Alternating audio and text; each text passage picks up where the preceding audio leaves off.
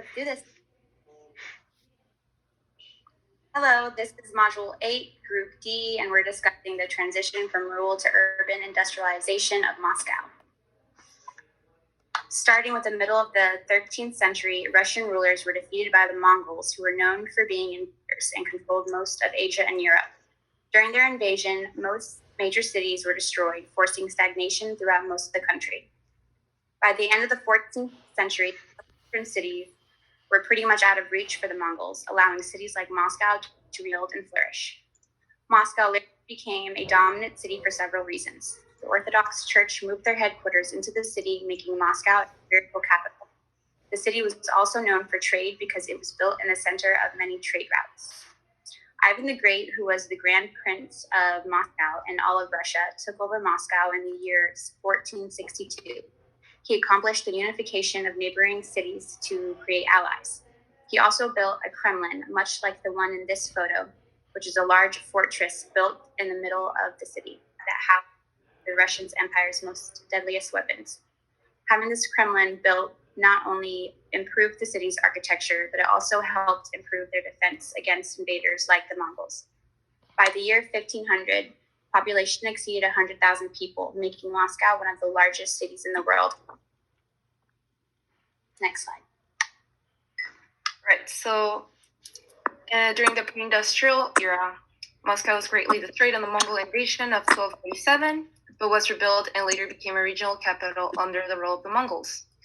Thanks to a political campaign during the occupation and military force during the rebellion, Moscow became the political center of Russia as the Mongols were driven out. During the first half of the 17th century, the population of Moscow doubled from roughly 100,000 to 200,000 inhabitants. Population expanded beyond the city limits in the later 17th century, and by 1682, there were 692 households established north of the ramparts, mostly by Ukrainians and Belarusians abducted from their hometowns in the course of the Russo-Polish War. The entire city of the late 17th century, including the slums that developed outside the city, are contained within what is today Moscow's central administrative district. In 1712, Peter the Great moved his government to the newly built St. Petersburg on the Baltic coast, resulting in Moscow losing the title as capital city. After losing the status as the capital of the empire, the population of Moscow at first decreased from 200,000 in the 17th century to 130,000 in 1750. But after 1750, the population grew more than 10 times over the remaining duration of the Russian Empire, reaching 1.8 million by 1915. Urban infrastructure development started flourishing in the 1700s, with the building of cobbled roads in the city, and in November of 1730, the permanent street light was introduced, and by 1867, many streets had a gas light. In 1741, Moscow was surrounded by a barricade 25 miles long with 16 gates at which custom tolls were collected. Its line is traced today by a number of streets called Val, and between 1781 and 1804, the first water pipe in Russia was built, which is the one shown in the slide. It is also important to notice that when Catherine II came to power in 1762, the cities filled and the smell of sewage was depicted by observers as a symptom of the disorderly lifestyles of lower-class Russians recently arrived from the farms. Elites called for improving sanitation, which became part of the Catherine's plan for increasing control over social life. There was less talk about the smell and the poor conditions of public health. Emancipating the serfs in 1861 called for their release from serfdom and was an idea by the government to free them from capitalist landowners who exploited their labor. Their freedom was supposed to help spur industrialization within the country, but many of the poor serfs did not end up working in the industrial sector of the economy. The ruling czar at the time, Alexander II, started large infrastructure projects in order to help Russia grow into an industrialized nation. Mathematician Sergei Witt also played a crucial role in the new age of industrialization throughout Russia, and especially in Moscow. With the new age of industrialization came new railways being built, telegraph lines being put up, and electrical plants in order to power the cities of Russia. Witt helped to establish currency reform in 1897 to return to the gold standard, which helped to stabilize the country's currency. Not long after, Britain and France started investing heavily within the country, which fueled the new age of industrialization. This investment spurred huge growth of factories in many cities throughout Russia, but most importantly in Moscow. At this time, the Russian Empire was now one of the world's leading producers of petroleum and steel. Next slide. This new age of industrialization in Russia was made possible by the extensive railway system that was put in place during the 1890s. The huge boom in the economy at the turn of the 20th century in Russia was known as the Great Spurt. Construction of factories led to the rise of a new class known as the industrial proletariat, who would become the new working class of Russia. Populations rose tremendously during this period, as many individuals who were out of work moved into industrial cities in efforts to find new factory jobs.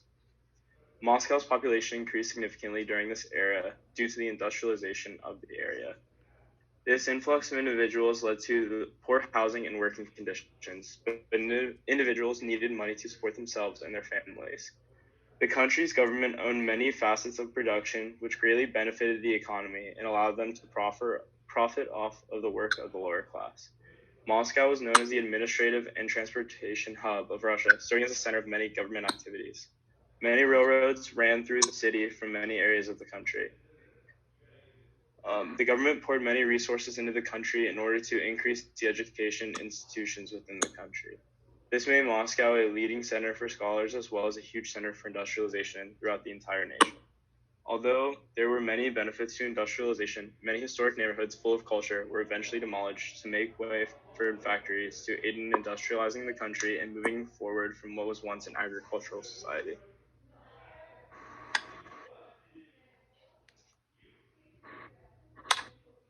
Moscow was able to change to a post-industrial society following the collapse of the Soviet Union.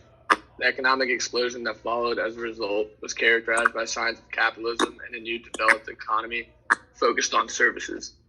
The streets and avenues of Moscow became filled with cars, vendors, and shops. Moscow's business services sector grew nearly 20% in 20 years, with growth in areas such as banking, insurance, advertising, real estate, and legal services. This new growth in the service industry is directly correlated with a decline in the industrial sector. Next slide, please. Many former leading industrial industries in Moscow have either been sold to foreign investors from Western Europe or have collapsed entirely. All of the old buildings from the industrial era are being destroyed rather than being repurposed in order to make room for the new modern buildings built with new money. Regulations establishing that only new buildings can be designated as Class A make it difficult to preserve the historical old industrial buildings of old Moscow. History is no doubt being lost in this city.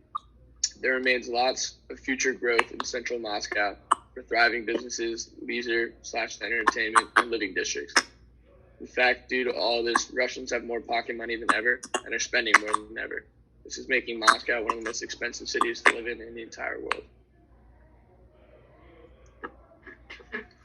In conclusion, the Industrial Revolution made a major impact on Russia and Moscow in particular. It brought changes to the city with new architectural practices and ways of construction. In order to rebuild the city, there was a boost in the economy and businesses began to boom.